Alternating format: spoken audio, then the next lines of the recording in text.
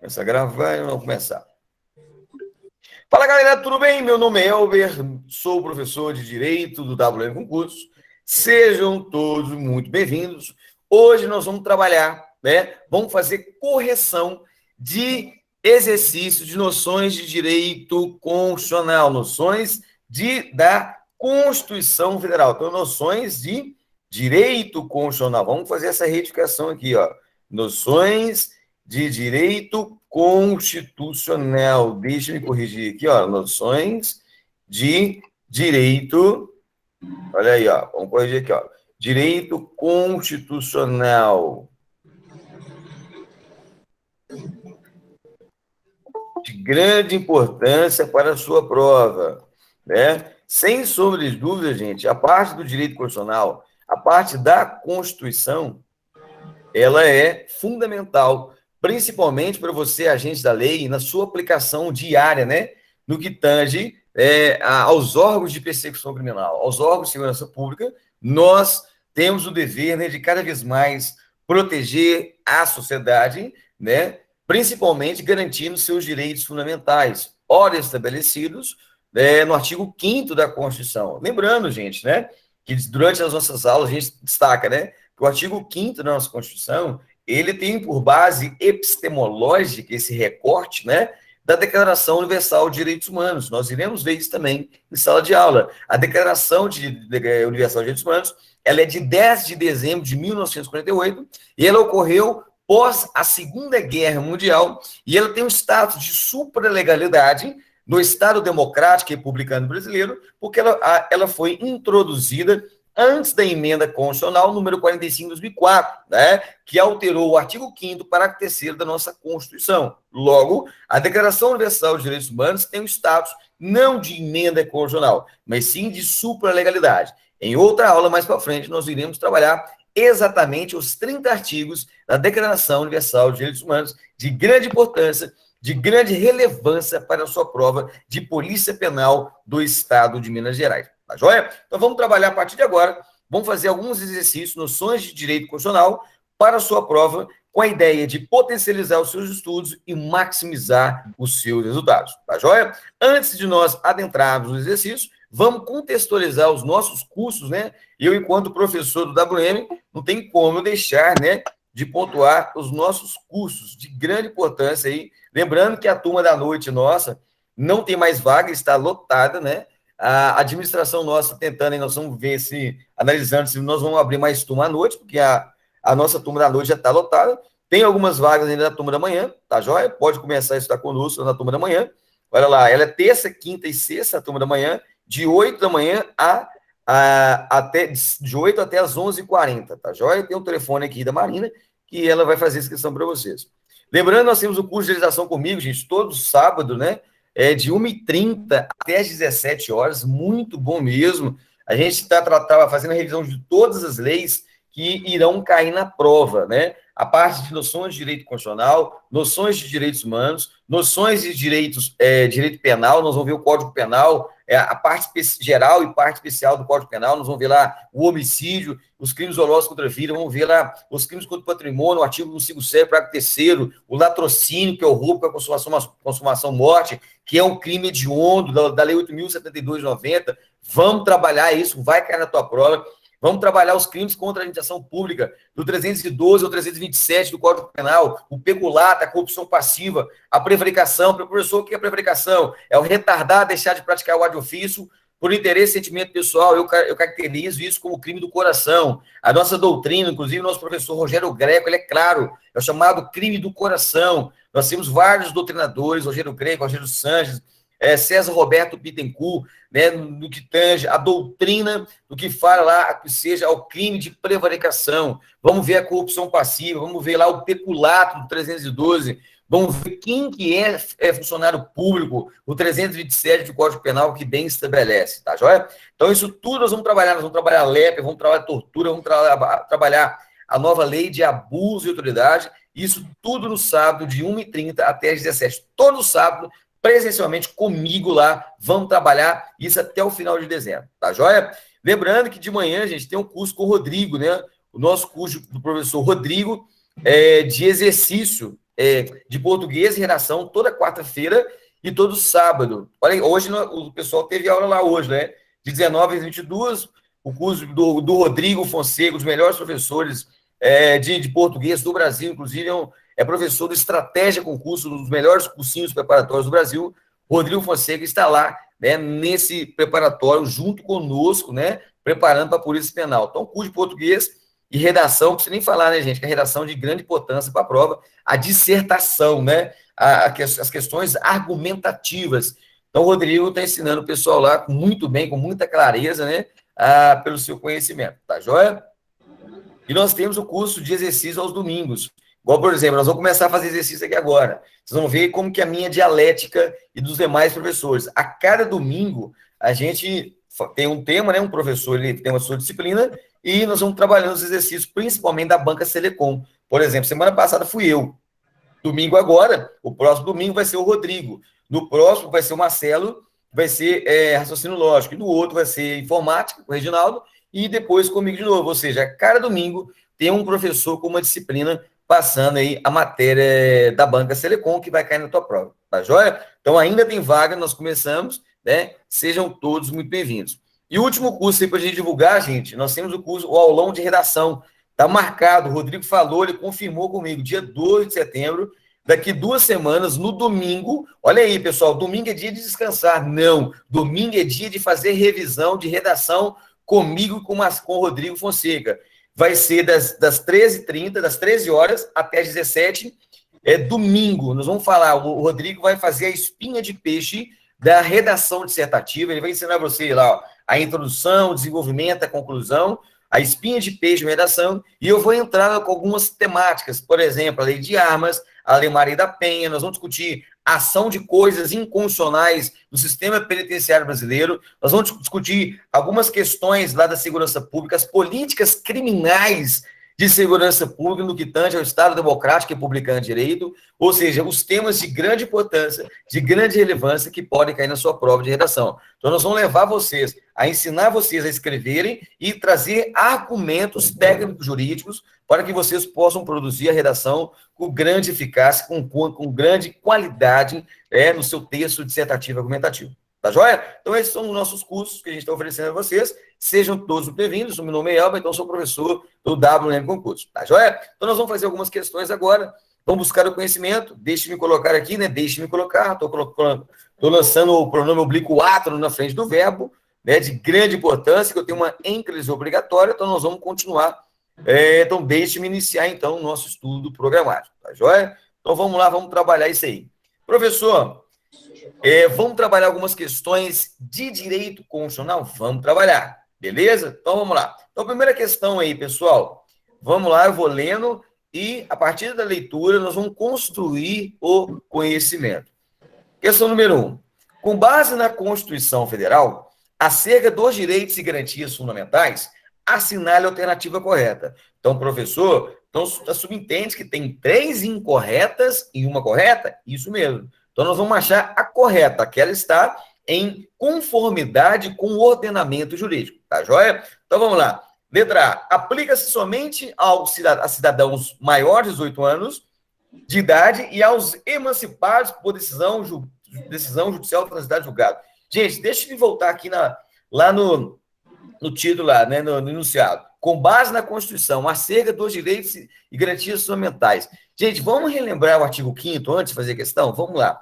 O artigo 5º da Constituição Federal, no seu caput, estabelece o quê? Fala assim, ó, vamos decorar.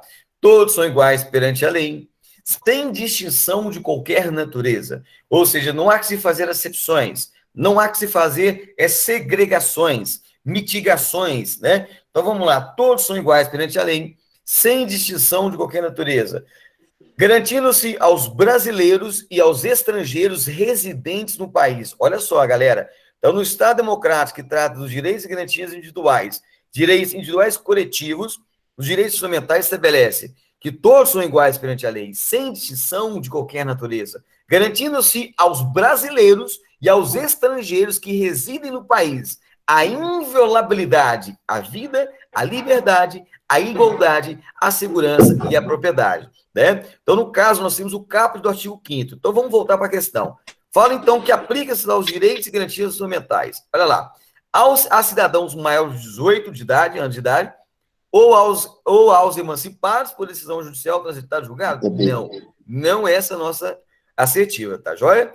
B. São garantidos somente aos brasileiros que estiverem em pleno gozo dos respectivos direitos políticos? É claro que não, gente. Mesmo que a pessoa lá, por exemplo, ele seja suspensa ou interditado de seus direitos políticos lá, por força do artigo 14, mesmo assim é possuidor de garantias fundamentais. Não vamos explicar, né?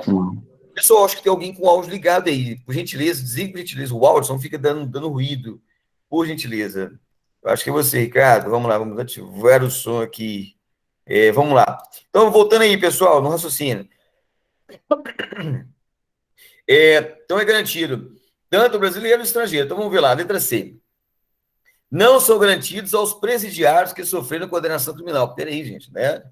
Nós temos aí as normas internacionais de direitos humanos, nós temos aí as regras de Mandela, nós temos aí a Constituição que estabelece a teoria pura do direito, a teoria pura que fala aquela pirâmide pura de Hans Kelsen, do doutrinador austríaco Hans Kelsen, que fala que a Constituição é a nossa maior carta, e a ela assevera, sim, direitos e garantias fundamentais, mesmo aqueles que estejam ou que sofreram uma condenação criminal, mesmo aqueles que estão no sistema prisional. Nós vamos trabalhar isso aonde, professor? Lá na LEP, no próprio artigo 5º fala, né?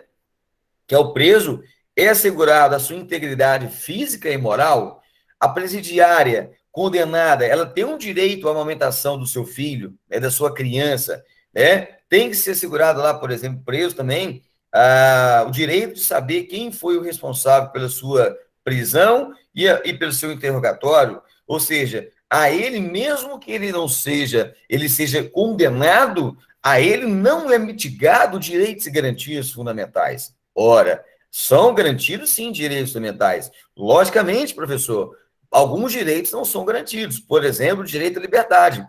Quando ele está no presídio, o seu direito à liberdade, o seu direito de livre, o seu direito à locomoção, ele vai ser afastado por um lapso temporal delimitado, conforme a culminação da pena e a pena aplicada pela autoridade judiciária. Então, essa questão está errada. Letra D. São garantidos a todos os brasileiros e estrangeiros residentes no país. Certinho essa questão. Lembrando que é o brasileiro e o estrangeiro que reside no país. Logicamente que a nossa Constituição ela é de 88. Professor, né, no entendimento doutrinário jurisprudencial, aquele que reside, ou aquele que também é um turista brasileiro, né, por exemplo, a ele é garantido seus direitos fundamentais, é claro, mas na Constituição é brasileiros e estrangeiros residentes no país. Lembrando, gente, que é no caso o direito à vida, à liberdade, à igualdade, à segurança e à propriedade. Tá joia? Show de bola. Tranquilo aí, gente? Letra D, sem estresse. O áudio tá legal? Só me confirme se o áudio, o vídeo tá legal. Show de bola? Legal? Tá vendo uma questão, tanta coisa que nós falamos aí, né? Isso que é legal, que a gente faz também lá no curso de exercício. Então, questão número 1, letra D. Vamos lá, questão número 2. Fazem para mim 2 segundos aí, para a gente começar.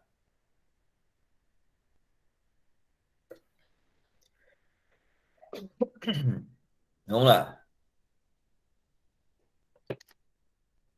Questão número 2, galera, vamos lá. Sobre as garantias fundamentais previstas na Constituição, assinale a alternativa o quê, pessoal? Incorreta. Pessoal, o que está pedindo, então, no caso ali? A incorreta. Se eu está pedindo a incorreta, subentende que eu tenho 3 corretas e uma incorreta. Então, vamos identificar, tá joia? Então, estabelece o quê? Letra A. Homens e mulheres são iguais em direitos e obrigações nos termos desta Constituição, nos termos da Constituição, certinho. É o que estabelece o artigo 5º, inciso 1º da nossa Constituição. Lembrando que aqui a igualdade entre homens e mulheres é uma igualdade relativa. Aquela igualdade que nós falamos lá na sala de aula, aquela igualdade material de Aristóteles. Tratais iguais de maneira igual e os desiguais na medida da sua desigualdade.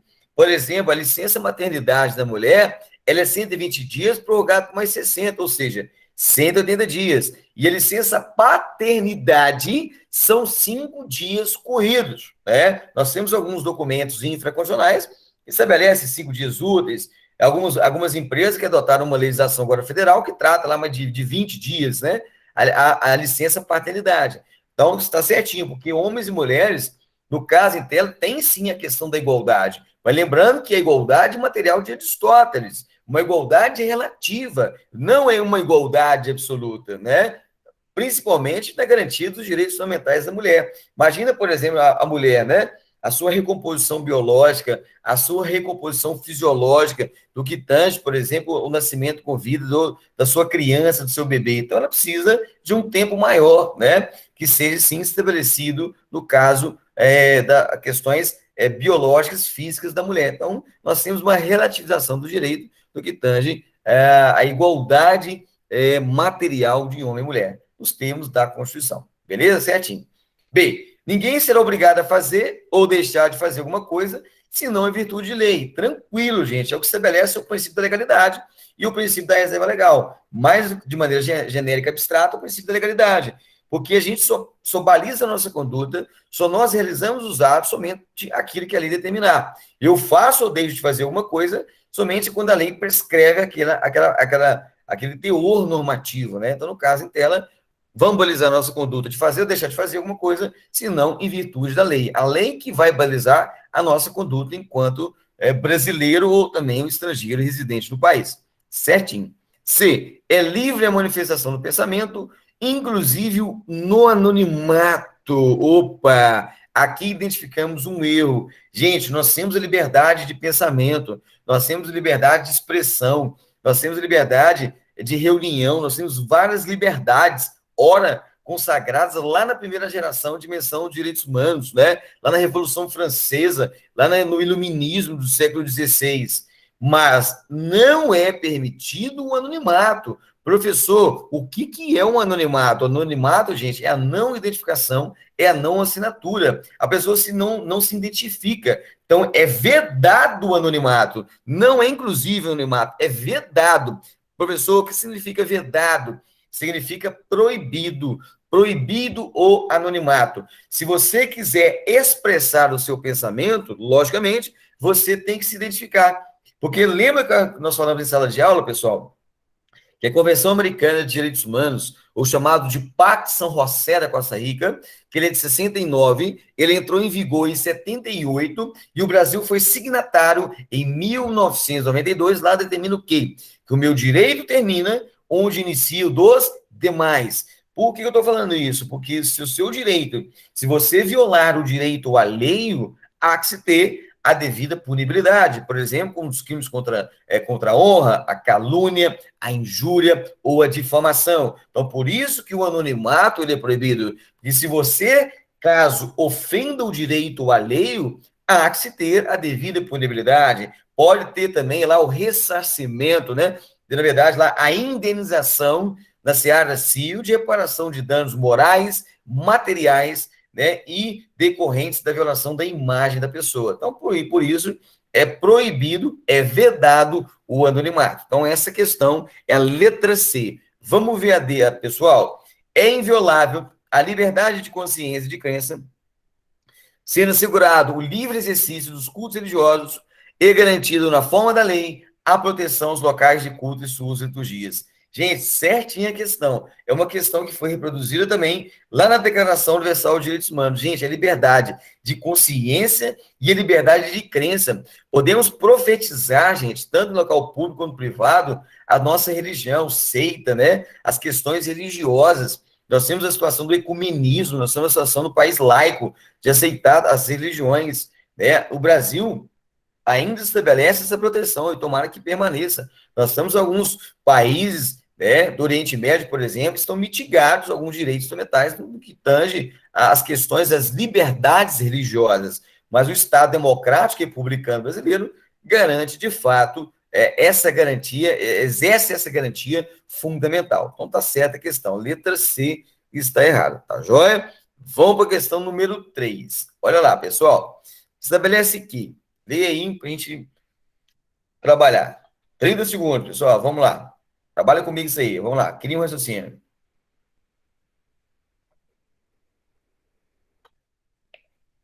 Também tratamos de direitos e garantias fundamentais. Olha aí a questão. Vamos lá.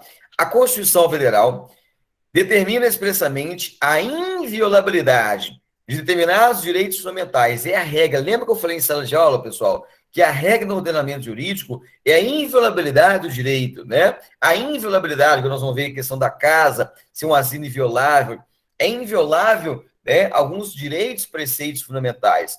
Nós, Estado, o poder público emanado, a supremacia do interesse coletivo em detrimento do particular é de assegurar direitos e garantias o que fundamentais, é o nosso papel, né? Então a inviolabilidade é a regra dos nossos direitos fundamentais. Então vamos lá ver. Então determina expressamente a inviolabilidade de determinados direitos fundamentais, todos eles vinculados à personalidade humana. Nesse sentido, assinale a alternativa que não se encontra prevista como um desses direitos fundamentais. Então, lembra, gente, nós vimos no artigo 5º, se não me engano, o artigo no inciso 10º, que fala que, né, é inviolável a intimidade, a vida privada e a honra das pessoas. Lembra que eu falei o que pode confundir na hora da prova também? Ao invés de eles colocar é inviolável a vida privada, eles podem colocar que é inviolável a vida pública. Não, a vida pública, ao contrário, é o princípio da publicidade, está no artigo 37 da nossa Constituição. A legalidade, a impessoalidade, a moralidade, a publicidade e a eficiência. Então, o princípio da publicidade estabelece que o servidor público tem que dar publicidade aos seus atos, né? Mas isso na vida pública. Agora, se no caso em tela é na vida privada, há que se ter a devida inviolabilidade, né? Ou seja, tem que ser o resguardo da pessoa. Então, olha lá. Então, no caso em tela, deixa eu acionar o pessoal aqui que está entrando, sejam bem-vindos. Luiz Carlos, seja bem-vindo, meu irmão. Vamos voltar para a questão. Então, olha lá. Então, é inviolável a vida privada, a intimidade, né? E a honra das pessoas. Então, olha lá, letra A. Vamos colocar de baixo para cima. Letra D, intimidade das pessoas é inviolável? Sim, a vida é íntima das pessoas, né? Letra C, a honra das pessoas, a honra é inviolável, sem sombra de dúvida. Professor, se houver a quebra da honra da pessoa, pode ser gerada uma tipicidade criminal? Sim, igual nós falamos, né? Os crimes aí, a calúnia, injúria, difamação, os crimes contra a honra. E letra B, a vida privada das pessoas. Cuidado, pessoal, porque lá na tua prova pode tirar vida privada e colocar vida pública. Lembrando que a vida pública, sim, pode ser violada, né? E trabalho das pessoas? Não. Letra A, nossa questão. O trabalho das pessoas, não há que se falar a questão da inviolabilidade, né? O trabalho não estabelece essa questão, essa relação de inviolabilidade ou não. Lembrando que nós destacamos na aula anterior, né, pessoal? Na semana passada, que nós destacamos lá na LEP, né, e da Constituição, que o trabalho forçado na Constituição ele é proibido. O trabalho forçado, não apenas de trabalho forçado na nossa Constituição, mas lembrando que nós falamos, né, que por força da LEP, Lei de Execução Penal, o trabalho ao preso condenado, ele é obrigatório. O trabalho do condenado, aquele que já exauriu a culpabilidade no sistema de persecução criminal, que está lá no sistema penitenciário, a ele o trabalho é obrigatório. E vimos também que nesse mesmo artigo, se não me engano, 31, parágrafo único da LEP, estabelece que ao preso provisório não é obrigado a trabalhar. Se não é obrigado, meus irmãos, é facultado. Ou seja, é facultado o trabalho do preso provisório. E se ele o exercer, tem que ser dentro do estabelecimento penitenciário, dentro do sistema prisional. E nós vimos também lá no artigo 200 da LEP, né? Isso foi uma aula nossa anterior, que nós vamos trabalhar isso mais vezes, que fala que o preso político, ou seja, questões de prisões relacionadas a questões ideológicas, né, que está lá no fundamento da República Federativa do Brasil, artigo 1º, inciso 5º, o pluralismo político, questões ideológicas, o preso político, no caso em tela, é facultado também o trabalho. Então, nós vamos ver isso aí de grande importância que vai cair na tua prova na LEP. Então, lembrando que a nossa Constituição, gente, está vendo nenhuma questão, eu estou entrando em outro tema. A Constituição estabelece que o trabalho forçado ele é proibido no Estado Democrático Brasileiro. Estávamos estudando aí para a Polícia Militar, né? Vimos lá na Polícia Militar a questão da Convenção Americana, que tem certa permissibilidade do trabalho forçado lá na Convenção Americana, lá no Pacto São José. né? Mas a nossa Constituição Democrática Brasileira, o trabalho forçado, ele é proibido. E no Brasil é garantido que o preso trabalho e é obrigatório o trabalho do preso condenado. O provisório, ele é facultado, o trabalho, né? Não é obrigatório, e também ao condenado por crimes políticos também não é obrigatório o trabalho, tá joia? Só nós estamos fazendo essa ressalva que também pode vir na sua prova, tá joia? Então, a letra número 3 é a letra A, né? É a nossa questão. Vamos lá, continuando o raciocínio. Beleza, então a Constituição Federal, número 4, discorre sobre o procedimento para desapropriação, o qual poderá incidir a propriedade particular. Nesse sentido, assinale a alternativa que não se encontra prevista como um dos requisitos autorizadores do ato expropriatório governamental estabelecido pela Carta Magna. Olha que questão legal. Essa questão aqui, gente, também todas as questões que eu estou trazendo para vocês são questões de concurso, são questões de provas, então vocês têm que ficar atentos mesmo, têm que estudar mesmo. Gente, essa questão aqui nós trabalhamos também na sala de aula, do nosso curso presencial, importante na sua prova. Vamos relembrar essa particularidade, só um minuto, vamos lá. Olha que estabelece. Gente, vamos relembrar a questão da Constituição? Vamos. É o seguinte, nós temos duas situações previstas no artigo 5º. Desapropriação por necessidade de utilidade pública e interesse social, né? Ou seja, o Estado vai desapropriar, por exemplo, um bem. Nós vamos ali ter um aumento da linha férrea, né? As ferrovias voltando a sendo construídas no Brasil. A gente sabe que as ferrovias são baratas, né? O custo, né? Ele é menor e gera maior segurança à sociedade, né? Questão de acidentes, né?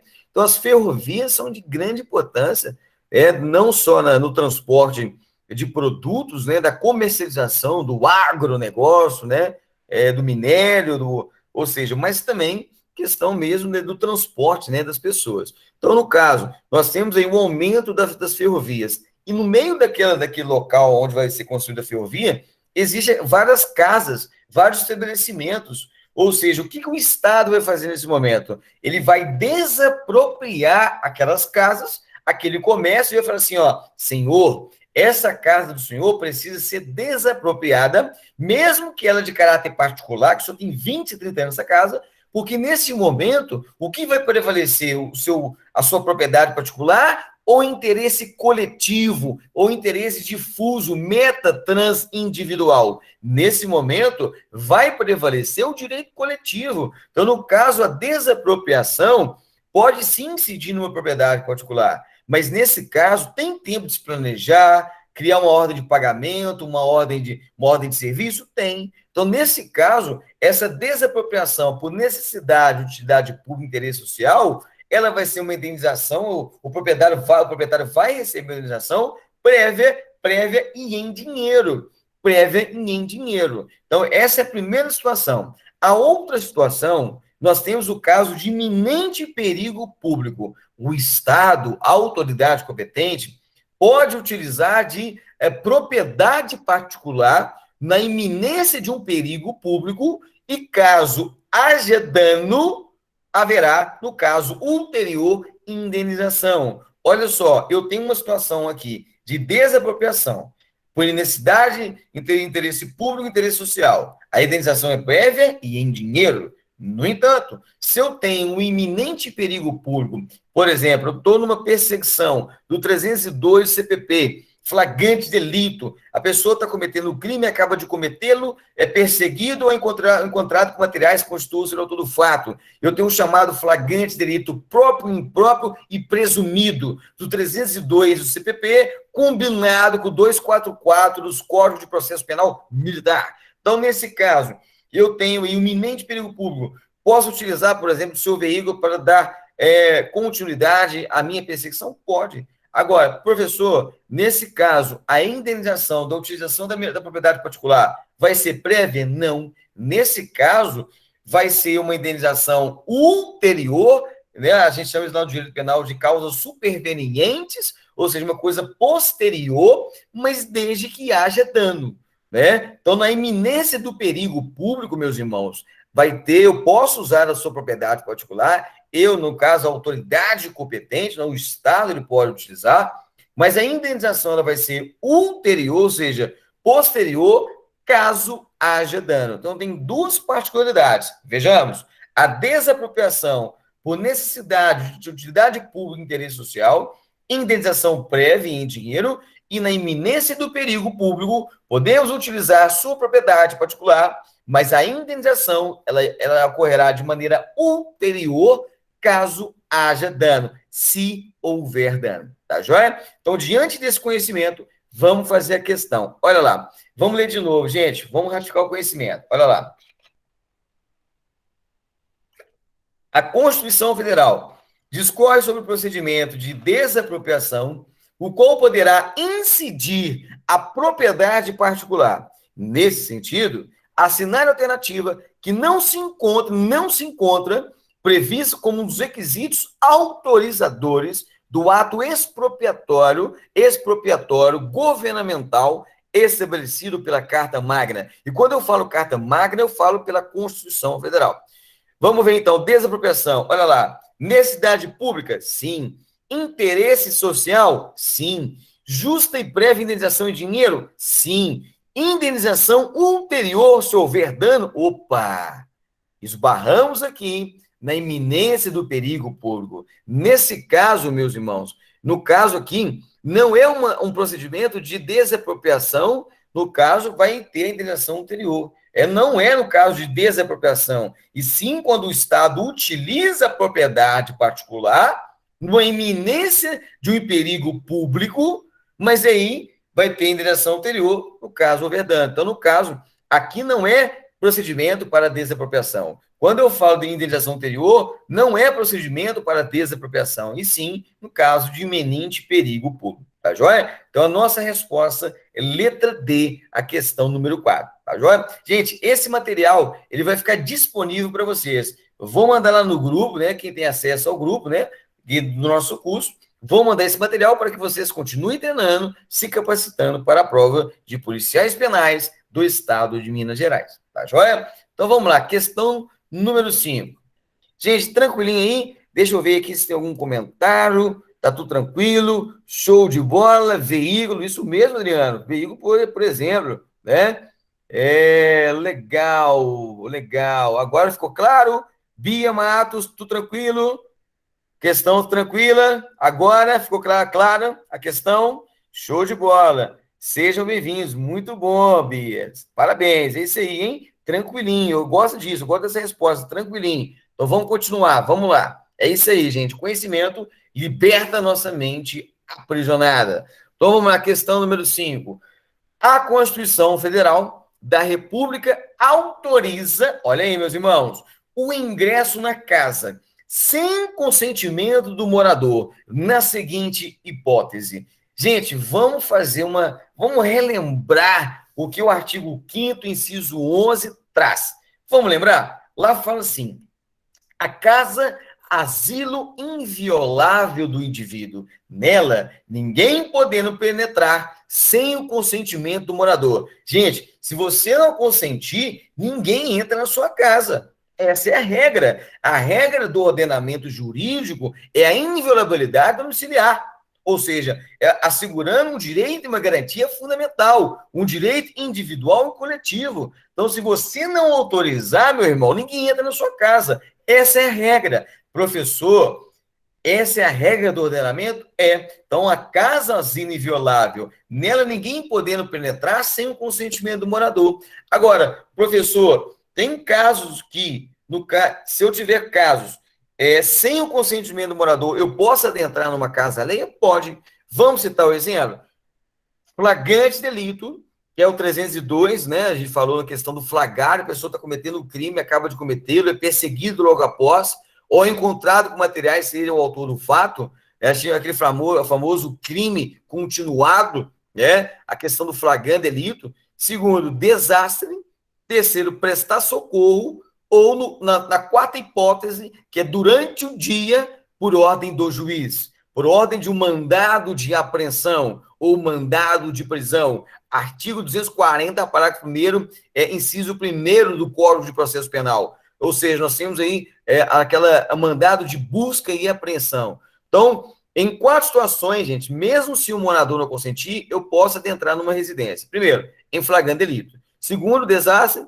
Terceiro, presta socorro. Professor, essas 3 hipóteses pode ser em qualquer hora do dia ou da noite. Agora, no caso de cumprimento de uma ordem judicial, da autoridade judiciária, aí não. Aí é somente durante o dia. E lembrando que nós tivemos uma alteração, na verdade, nós tivemos uma mudança da legislação da 13.869 de 2019, que é a nova lei de abuso de autoridade, lá no seu artigo 22, inciso 3º, anotem aí, pessoal, busquem lá para vocês decorarem, que isso vai cair na tua prova. A lei 13.869 de 2019, lá no seu artigo 22, inciso 3º, fala que configura abuso de autoridade, com nova lei de abuso de autoridade, que revogou a 4898/65, tá, gente? A 4898 foi revogada. A nova lei de abuso de autoridade que vai cair na tua prova é a lei 13.869 de 2019.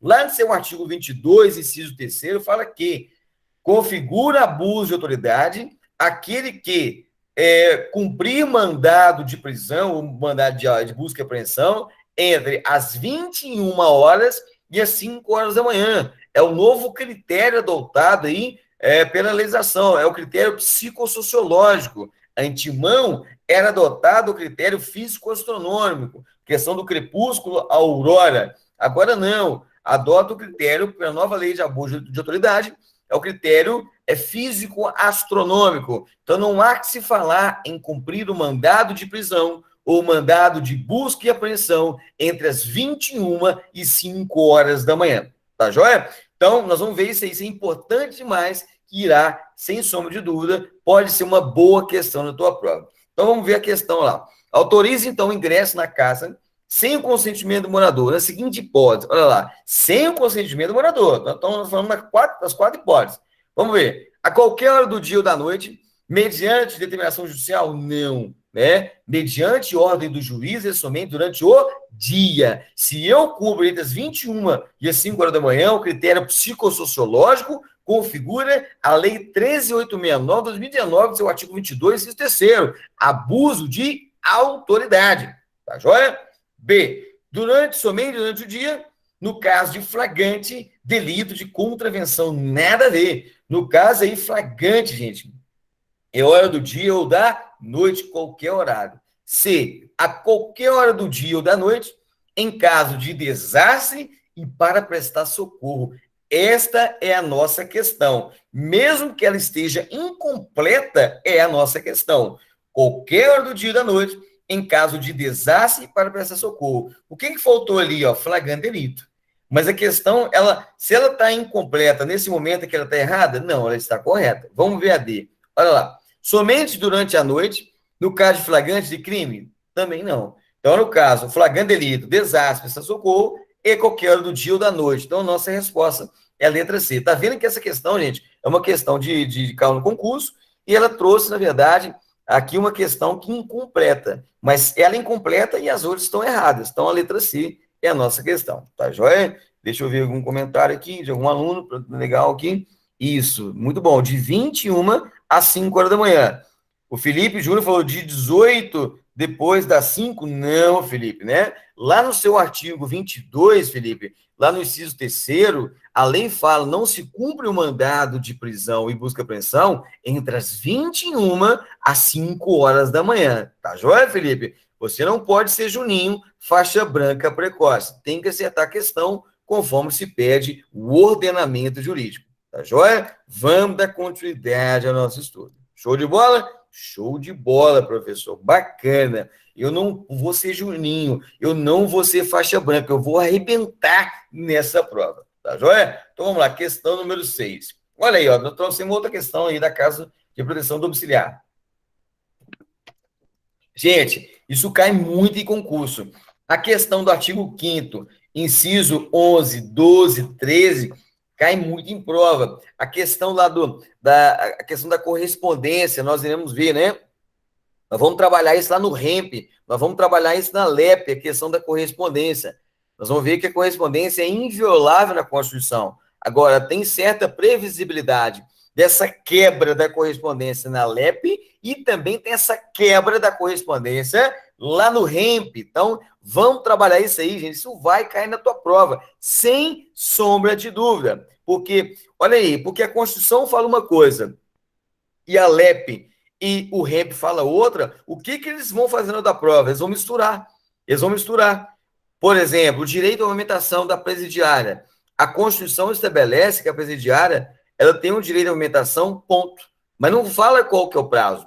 Aí vem lá o artigo 82, parágrafo 2º da LEP estabelece que a presidiária condenada ela tem o direito de alimentação de, no mínimo, 6 meses depois do parto. Ou seja, no mínimo de um período de alimentação de 6 meses após o parto. Ou seja, aonde delimita o lapso temporal para a amamentação da criança, né, é a LEP, não a Constituição. A Constituição fala de maneira genérica, erga omnes abstrata.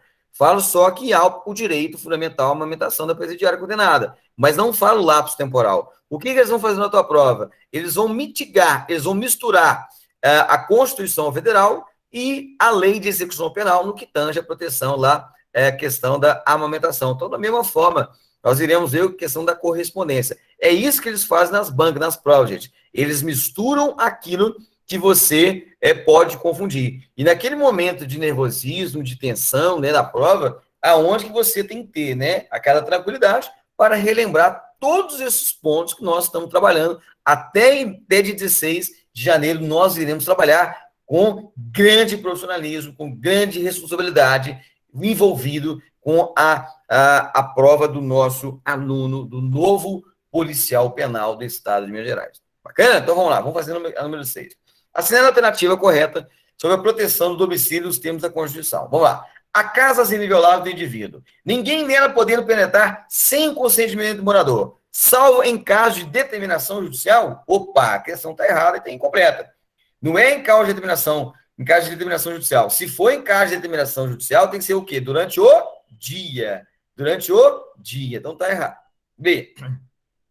A casa inviolável do indivíduo, ninguém nela podendo penetrar sem o consentimento do morador. Mesmo em caso de flagrante delito, desastre, não. Se tiver em flagrante, desastre, ou para prestar socorro, ou durante o dia por ordem judicial, vamos adentrar, vamos penetrar na casa, mesmo não tendo consentimento do morador. Então está errado. Letra C.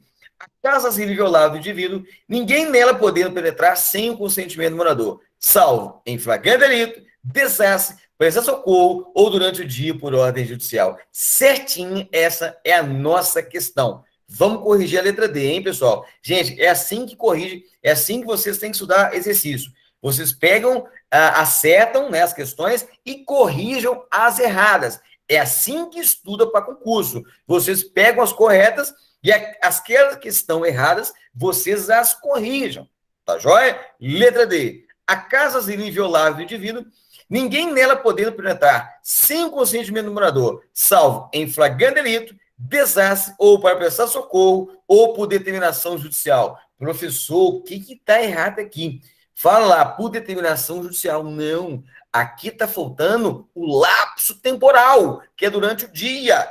Está faltando que é durante o dia. Não posso cumprir lá a determinação judicial da mesma forma que o flagrante. Não posso, desastre nem prestar socorro. Lembrando que a determinação judicial, gente, é o dia. E se eu cumprir entre as 21 e 5 horas da manhã, é o critério psicossociológico, há que você ter o devido lá processo off law, o devido processo legal pelo crime do artigo 22, inciso 3º, da 13869 de 2019, que é a nova lei de abuso de autoridade. Então, a nossa questão correta é a letra C, tá joia? Vamos para 7. Assinando a alternativa incorreta prevista na Constituição. Olha aí, pessoal, a questão do júri. Isso aqui, gente, nós trabalhamos isso aqui na sala de aula semana passada. Estão lembrando, pessoal? A questão do júri. Lembrando que nós falamos o quê? Que o júri, ele julga os crimes dolosos contra a vida. Professor, quais são os crimes dolosos contra a vida? O homicídio, o infanticídio, o aborto, indução, instigação e participação ao suicídio e automutilação. Lembrando que a automutilação, nós iremos ver isso lá na sala de aula, que nós tivemos, ainda é um crime de menor potencial ofensivo, que cabe o GCRIM, Lei 9.099, professor, então ele vai para o júri? Não vai. A questão da automutilação já é entendimento, não vai para o júri. O júri é o crime doloso contra a vida, que é o homicídio, infanticídio, aborto, indução, instigação, suicídio. A professor, e o feminicídio? Meu amigo, o feminicídio é o 121, parágrafo 2º, inciso 6º, é uma qualificadora do homicídio. Então, é uma das espécies do gênero homicídio. É uma espécie qualificada do homicídio, do 121, o parágrafo 2º, inciso 6º do nosso Código Penal. Então, os crimes dolosos contra a vida, o homicídio, infanticídio, aborto, indução, instigação e participação ao suicídio. Então, o Tribunal do Júri julga esses crimes. Então, vamos ver a questão, olha lá. É reconhecida a instituição do júri com a organização que lidera a lei, assegurados a plenitude de defesa, certinho. Gente, cuidado. Lá na tua prova, eles podem colocar ampla defesa, não, é plenitude de defesa. Sigilo das votações, certinho. Cuidado, meus irmãos. Lá na tua prova, eles vão colocar publicidade das votações. Não, aqui, gente, é uma exceção. A regra no ordenamento jurídico é a publicidade dos atos, principalmente os atos públicos. Está previsto lá no caput do artigo 87, a publicidade dos atos. Aqui é uma das exceções do sigilo. Por exemplo, outra exceção, o inquérito. O inquérito policial presidido por autoridade de polícia judiciária, o delegado de polícia, o inquérito é um ato inquisitorial, preparatório, investigatório, né? Ou seja, ali, antecipatório de direitos fundamentais, garantidor de direitos fundamentais, que é o inquérito. Ele é sigiloso. Está previsto no Código de Processo Penal. Então, no caso, sigilo das votações, certinho. Vamos lá. Soberania dos veredictos, certinho, questão dos votos, soberanos jurados. Próximo. Competência para o julgamento dos crimes dolosos e culposos contra vidas. Opa! Aqui é o nosso erro, professor. Crime, instituição do júri é o crime doloso contra a vida.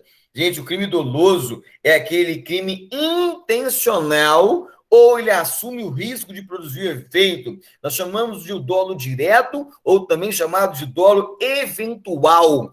Ele assume o risco de produzir o efeito. O crime culposo, negligência, imperícia, imprudência, não vai para o júri. Se o cara cometeu um crime ele foi imprudente no trânsito, por exemplo, ele não vai para o júri. Então, não tem crime doloso, é culposo, é só crime doloso. E é contra a vida, certinho. Cuidado, gente, que eles vão colocar lá o latrocínio, 155, parágrafo 157, parágrafo 3º, o roubo, consumação, morte. Nós temos aí, às vezes, por vezes, o crime préter doloso. Eu tenho ali o dolo de roubar, da subtração de coisa bem imóvel alheia com violência ou ameaça, suprimendo a defesa da vítima. Eu tenho o crime doloso de roubar, da subtração, no caso de coisa bem imóvel alheia com violência ou ameaça, e acaba matando a pessoa, né, por meio da culpa. Então, no caso de uma política criminal, nós temos aí o dolo no antecedente e a culpa no consequente, nós chamamos de crime pré-doloso, nós temos aí o latrocínio. Mas o latrocínio, gente, por ânimos decante, a vontade do agente não era matar, e sim roubar. Então, no caso em tela, não é crime contra a vida, e sim crime contra o patrimônio. Então, o latrocínio, gente, ele não é crime doloso contra a vida. Ele é crime doloso, mas sim contra o patrimônio, porque o animus decandi, o tipo elementar do crime, né, o elemento subjetivo do crime, não era matar, e sim a subtração de coisa móvel com violência ou ameaça. Então é crime doloso contra a vida e não contra o patrimônio. Então é crime doloso e não culposo contra a vida. Então essa questão está errada. Vamos ver as próximas. Então nós já achamos a nossa questão, letra A. B. Não há crime sem lei anterior que defina, nem pena sem prévia combinação legal. Certinho. É o princípio da legalidade e o princípio da anterioridade legal. C. A prática de racismo constitui crime inafensável e prescritível, sujeito à pena de reclusão nos termos da lei. Gente, certinho. Por força da lei 7716/89, lei de racismo, né? Ou seja, fazer uma segregação, um ato discriminatório no que tange a raça, a cor, a sexo, a procedência nacional, a origem e, no caso, a religião. E lembrando que o Supremo Tribunal Federal falou, no que tange a comunidade LGBT, até que se crie o Congresso Nacional, a Lei de Proteção da Comunidade LGBT, aplicar-se-á a Lei 77.1689, a Lei de Racismo, né? E o racismo ele é o quê? Inafensável, não cabe fiança. E ele é imprescritível, não prescreve com o decurso do tempo. Da mesma forma, ação de grupos armados, civis e militares contra a ordem constitucional e o Estado Democrático de Direito também é inafensável e prescritível. Gente, lembrando, isso vai cair na tua prova, a questão lá do TTT mais crimes hediondos, que é diferente. Professor, o que é o TTT? Nós chamamos de crimes equiparados a hediondez. Nós temos a tortura, né, a Lei 94.555 de 97, nós temos o tráfico ilícito de drogas entorpecentes, artigo 33, e o seu parágrafo 1º da 11.343, de 2006, que é a lei de tóxicos, é a lei de entorpecentes, vai cair na tua prova, né? E o terrorismo. Então, tráfico, tortura, terrorismo, mais os crimes hediondos. Professor, qual é a lei? É a lei 8.072/90, cai na prova? Não trouxe no edital a lei dos crimes hediondos, que está previsto na lei 8.072/90. Mas, no caso, o TTT, mais os crimes hediondos, aqueles crimes que trazem nojo, repúdio à sociedade, os crimes hediondos, por exemplo, um estupro, 213, ou um estupro de vulnerável, a questão do 217A, a satisfação a conjunção carnal e o ato libidoso praticado por menor de 14, a questão do estupro de vulnerável. Então, no caso, é o chamado crime hediondo, nós temos a natureza hediondez. Então, no caso, o tráfico, tortura e terrorismo, mais os crimes hediondos, eles são inafensáveis e insuscetíveis de graça e anistia. A questão do perdão dado, publicado e promulgado pelo presidente da República. Então, não há que se falar em essa junção, eu tenho uma separação. O racismo e a ação de grupos armados são inafensáveis e imprescritíveis, né? E eu tenho aí o TTT, tortura, tráfico, terrorismo, mais os crimes hediondos. Eles são inafensáveis e insuscetíveis de graça e anistia. Tá vendo, gente? Dentro de uma questão, tanta coisa que a gente fala. E a letra D, vamos lá. A lei regulará a individualização da pena e adotará, entre outras. Pessoal, quando eu falo entre outras, eu não tenho rol taxativo, eu tenho rol exemplificativo. Vejamos, entre outras, as seguintes: privação, restrição da liberdade, certinho. Perda de bens, certinho. Multa, certinho. Prestação social alternativa, que é o chamado direito penal mínimo, certinho. Suspensão e interdição de direitos, certinho essa questão. Lembrando que lá na tua prova, ao invés de colocar suspensão e interdição de direitos, eles põem lá cassação de direitos. Não é caçar direitos, e sim suspender e interditar direitos. Show de bola? Então, deixa-me ver ali a tropa, para ver se a tropa está certinho. Show de bola. Questão bem elaborada. Muito bom, Felipe. Muito obrigado, meu irmão. Mas a ideia é essa, é construir com você o conhecimento para a tua prova, meu irmão. Show de bola. Isso mesmo, Maicon. É o TTT. Anota, meu irmão. Tortura, tráfico e o terrorismo. Nós chamamos de crimes equiparados a crimes hediondos. E a lei dos crimes hediondos é a lei 8.072/90, que é aqueles crimes que trazem nojo, repúdio à sociedade. Bacana? Vamos construir o conhecimento conjunto. Obrigado, Michael. Valeu, meu irmão. Sucesso. Vamos lá. Próxima questão. Vamos lá. Show de bola, hein? Questão 8ª. Assinale a alternativa correta sobre a condição de uma criança nascida no Brasil enquanto seus pais estejam visitando o país como turistas, nos termos da Constituição da República Federativa do Brasil. Gente, importante demais isso aqui, ó. Cai na tua prova, hein? Olha aí, pessoal. Nós temos a questão do brasileiro nato e o brasileiro naturalizado. Vamos só relembrar no artigo 12. Quem que é o brasileiro nato? Questão ius soli e ius sanguíneo. Ius soli é aquele que nasceu no território brasileiro. Nasceu no território brasileiro. Os pais, por exemplo, pode ser estrangeiro, mas não estejam no serviço do seu país de origem, é brasileiro nato, que é o caso da questão. E outra situação, é o brasileiro nascido lá no estrangeiro, né, de mãe ou pai brasileiro, desde que um deles esteja a serviço do Brasil, né, no caso aí o diplomata, né, está a serviço do Brasil, é brasileiro nato, está no estrangeiro. E a terceira hipótese, o pai ou mãe, né, o casal está lá, por exemplo, nos Estados Unidos, né, são um casal brasileiro, estão nos Estados Unidos passeando como turistas, não estão a serviço do país, mas o que eles fazem? Eles fazem, aí nasce o menino, o que o pai e a mãe fazem? Pega a criança, vai lá na repartição brasileira dos Estados Unidos da América e faz o registro. Então, também é brasileiro nato. Agora, na outra hipótese, não fez o registro, né, da criança. Essa criança, ela veio para o Brasil depois que atingiu a maioridade e opta a qualquer tempo pela nacionalidade brasileira. Então, essas três hipóteses serão brasileiros natos. E, no caso, nós temos o brasileiro naturalizado.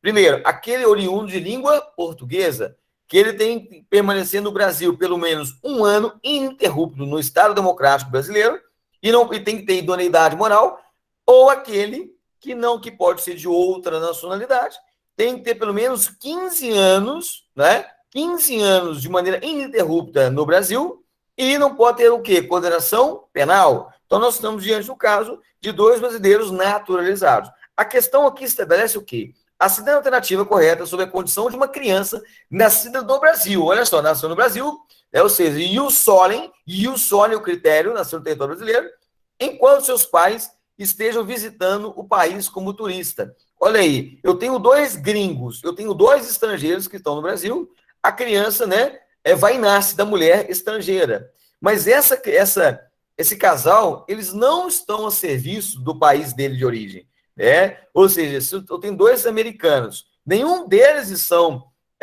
a serviço dos Estados Unidos da América, eles estão só passeando. Então, no caso, essa criança que nasceu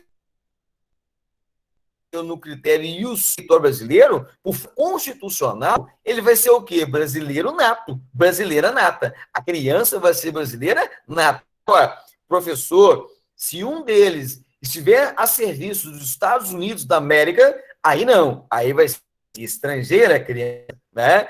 Porque no caso, né, nós temos aqui que respeitar as regras internacionais, né, que também está previsto na nossa Constituição. Então, a letra D é a nossa resposta, tá joia?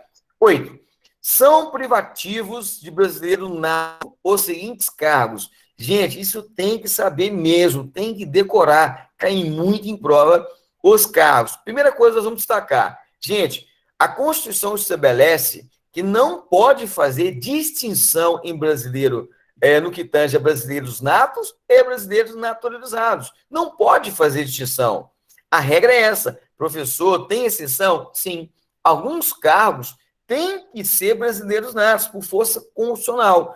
Quais são eles? Vamos lembrar. Presidente e vice-presidente da República, presidente da Câmara dos Deputados, presidente do Senado Federal, os ministros do Supremo Tribunal Federal, carreira diplomática, o ministro-chefe de Estado de Defesa, que é o chefe da Marinha, Exército e Aeronáutica, e oficiais das Forças Armadas. Essa turma esses cargos são privativos de brasileiro nato. Vamos ver então lá. Está pedindo a exceção, né? Carreira diplomática é brasileiro nato? Tem que ser? Tem que ser.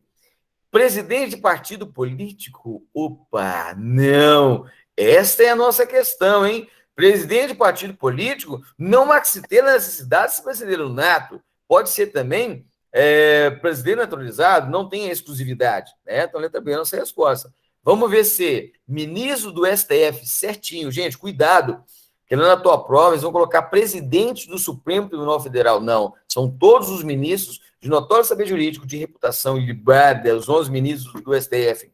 Letra D. Presidente e vice-presidente da República, certinho. Então, nossa questão é a letra B, tá joia? Questão número 10, hein, para a gente ratificar o nosso conhecimento de hoje. Marque V, F, conforme as afirmativas, conforme a segunda Constituição. Olha lá, artigo 13, né, que estabelece, ó, a língua portuguesa é o idioma oficial da República Federativa do Brasil, certinho. Sendo os símbolos do Brasil. Gente, qual que nós somos os nossos símbolos? Os nossos militares, temos que saber isso de cor. A bandeira, o hino, as armas e o selo nacional. Certinho, gente. Aqui no caso, nós temos o artigo 13, né, estabelece a nossa Constituição, certinho. Próximo. São brasileiros natos os nascidos na República Federativa do Brasil, ainda que de pais estrangeiros, independentemente de estar em serviço do seu país. Opa! Olha aí, ó, a questão está errada. Gente, vai ser brasileiro nato. Nasceu no Brasil, questão do critério ius soli, artigo 12. Nós vamos trabalhar isso em sala de aula, hein? Isso é importante, hein? Já estou antecipando a matéria, hein? O brasileiro nato é aquele o critério ius soli, ius sanguine. Aquele que nasceu no Brasil é ius soli, nasceu em solo brasileiro, ainda que de pais estrangeiros, ou seja, eu tenho ali, pais americanos, independente de estarem a serviço do país, não, gente. Se tiver a serviço do país, aí não vai ser brasileiro nato. Acabamos de ver naquela questão anterior. Ele vai ser o quê? Vai ser estrangeiro. Se um deles só, tá joia? Tiver a serviço dos Estados Unidos da América, esse filho que nasceu, essa criança, não será brasileira nata. Ela vai ser estrangeira, porque o americano está servindo do seu país. Agora, ora bolas, se ele estiver somente exercendo turismo e nasceu no Brasil, aí vai ser brasileiro nato. Tá joia? Então tá errada essa questão. Vamos lá, próximo. São brasileiros natos os nascidos no estrangeiro, né, de pai ou mãe brasileira, desde que qualquer deles esteja a serviço da República Federativa do Brasil. Certinha a questão. Olha aí, a questão do ius sangue. Se no caso, nasceu no estrangeiro, de pai ou mãe brasileiro, né, um ou outro, lembrando, e um deles, né, está a serviço do Brasil, então está a serviço do Brasil, é brasileiro nato daquela criança, certinho. E a próxima, são brasileiros naturalizados os estrangeiros de qualquer nacionalidade. Gente, vamos relembrar dois critérios de brasileiros naturalizados. Aqueles brasileiros naturalizados, aqueles oriundos de língua portuguesa, eles têm que residir no Brasil de maneira ininterrupta durante um ano e tem que ter idoneidade moral. É o primeiro critério, de língua portuguesa. Professor, aquele estrangeiro que não é de língua portuguesa, de qualquer outra nacionalidade, ele tem que permanecer no Brasil de maneira ininterrupta durante 15 anos e não pode ter condenação penal. Vamos ver a questão. Olha lá. São brasileiros naturalizados os estrangeiros de qualquer nacionalidade residentes na República Federativa do Brasil há mais de 20 anos ininterruptos e sem condenação penal. Gente, acabei de destacar, não é 20 anos ininterruptos, sim 15 anos. Gente, a prova, as bancas adoram cobrar lapsos temporais. Então, vossas eminências, vossas senhorias, têm que ficar atentos, né, no que tange a lapsos temporais. Então, não é 20 anos, e sim 15 anos ininterruptos e sem condenação penal, desde que requeira nacionalidade brasileira. Então, o erro aqui, né, não é 20 e sim 15. Então, nossa resposta aí é a letra A. Pessoal, tranquilo, o gabarito está aí, né? As questões aí, legal, para que vocês busquem o conhecimento. Nós temos aí o nosso Instagram, WM Concurso, né? O YouTube, o nosso canal, inscreva no nosso canal e o contato aí para acesso aos nossos cursos, né? O 8634 é o 4111. Bacana? Gente, agradeço a todos por essa participação dessa aula de hoje e nós finalizamos o nosso estudo e agradecemos a todos. Um grande abraço a todos, WM Concurso. O nosso objetivo é a sua aprovação, meu irmão.